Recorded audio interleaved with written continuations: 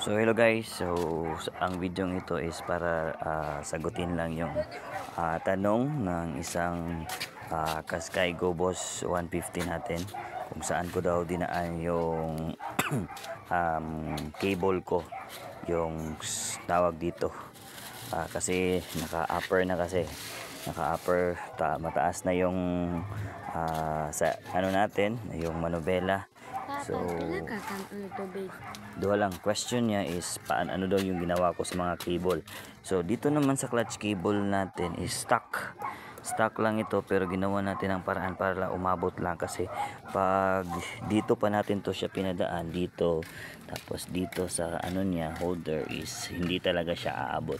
So ginawa natin is dito is, di ba, meron siyang spacer dito, di ba, na pwede nyo i-adjust.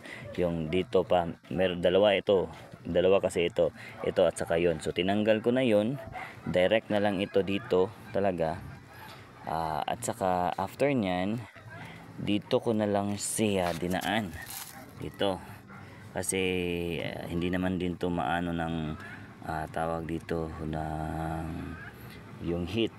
Tapos pag dito ko dinaan yan, so dito na siya yan, so stock pa rin, abot talaga siya, so goods talaga.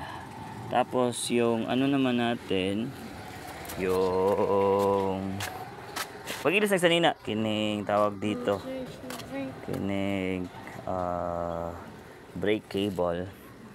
So pinalitan talaga natin yung brake cable, kasi ano maikli lang yun. So ito na yung mga brake cable natin. So mataas na din siya, kaya ganito na yung forma niya. Ayan. So di ko lang alam kung gaano to kataas yung ano natin, pero all goods to. Tapos yung mga wirings naman natin, ano lang, kumbaga giinat lang na ako talaga siya. So ano na lang, kumbaga tinanggal ko yung mga dito, kasi nakatago yan lahat dito, yung wirings natin dito nakatago. So yung ginawa ko is tinanggal ko, hinila ko lang talaga siya hanggang maging ganito. Ayan, so umabot naman din. So hindi naman apektado, for example pag lumiliko-liko tayo, hindi naman apektado yung clutch, hindi naman siya parang nagagalit. Ayan. Tapos yung ito, naano ko to, nabili ko to siya sa may Lazada, nasa 260 yung presyo, dalawa na. So merong nagtatanong kung sumasayad ba daw.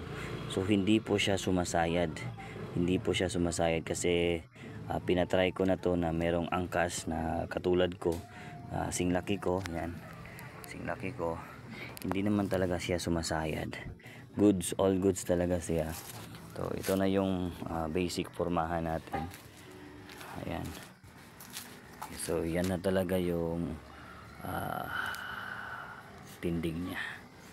Ayan. So ayan guys, so sana nasagot ko lahat yung tanong ninyo. Ayan. So thank you so much for watching.